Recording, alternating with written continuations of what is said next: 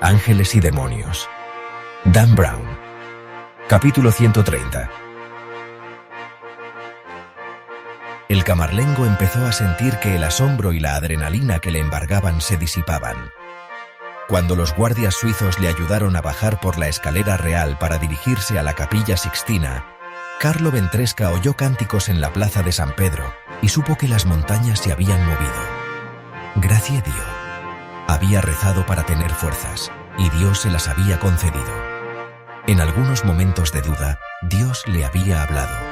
La tuya es una misión santa, había dicho Dios. Yo te infundiré energía. Incluso con la energía de Dios, el camarlengo había sentido miedo y se había cuestionado la rectitud de su misión. Si no eres tú, le había retado Dios. ¿Quién si no? Si ahora no, ¿cuándo? Si así no, ¿cómo? Jesús, le recordó, había salvado a todos los hombres, los había salvado de su propia apatía. Con 2 actos, Jesús les había abierto los ojos, horror y esperanza. La crucifixión y la resurrección había cambiado el mundo.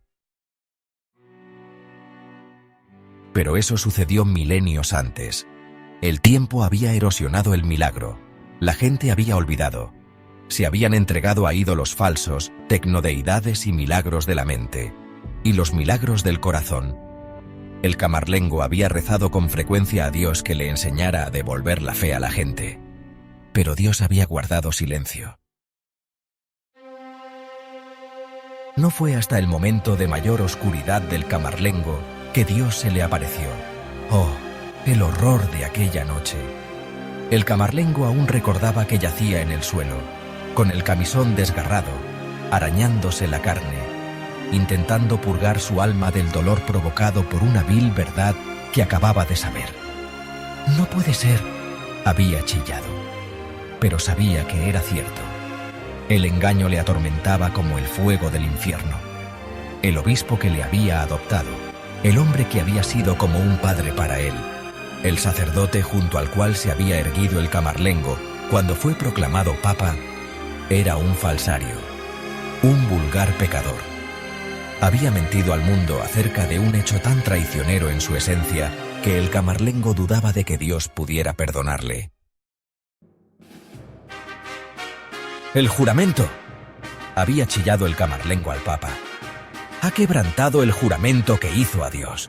Usted, de entre todos los hombres». El papa había intentado explicarse, pero el camarlengo no le escuchó. Había salido huyendo por los pasillos, vomitando, arañándose, hasta que se descubrió solo y cubierto de sangre, tendido ante la tumba de San Pedro, sobre el suelo de tierra. «Virgen María, ¿qué debo hacer?». Fue en aquel momento de dolor y traición, cuando el camarlengo yacía destrozado en la necrópolis, rezando a Dios para que le sacara de este mundo descreído, cuando Dios acudió a él. La voz resonó en su cabeza como el fragor de un trueno. «¿Juraste servir a tu Dios?». «Sí», gritó el camarlengo. «¿Morirías por tu Dios?». «Sí, acéptame ahora». «¿Morirías por tu iglesia?». «Sí, ponme a prueba». «¿Pero morirías por la humanidad?». En el silencio que siguió, el camarlengo Ventresca tuvo la sensación de precipitarse a un abismo. Pero sabía la respuesta. Siempre la había sabido. «Sí», gritó como un poseso.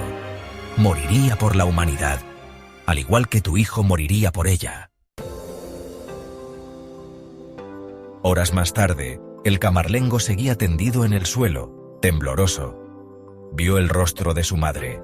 «Dios tiene planes para ti», estaba diciendo. El camarlengo se hundió todavía más en la locura.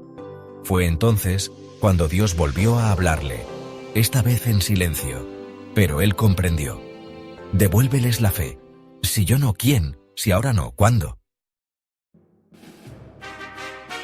Cuando los guardias abrieron las puertas de la Capilla Sixtina, el camarlengo sintió que el poder hervía en sus venas, igual que cuando era niño. Dios le había elegido. Hacía mucho tiempo. Se hará su voluntad. El camarlengo experimentaba la sensación de haber renacido.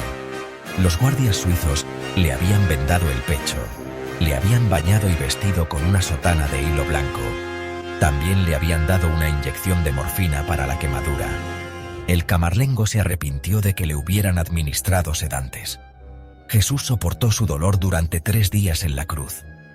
Sentía ya que la droga embotaba sus sentidos, una resaca mareante. Cuando entró en la capilla, no le sorprendió ver que los cardenales le miraban con estupefacción.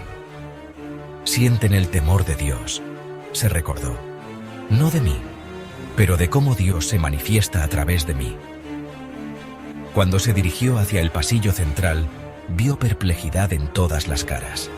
No obstante, a medida que iba pasando delante de cada cara, percibió algo más en sus ojos. ¿Qué era? El camarlengo había intentado imaginar cómo le recibirían esta noche. ¿Con regocijo? ¿Con reverencia? Intentó leer en sus ojos y no vio ninguna de ambas emociones.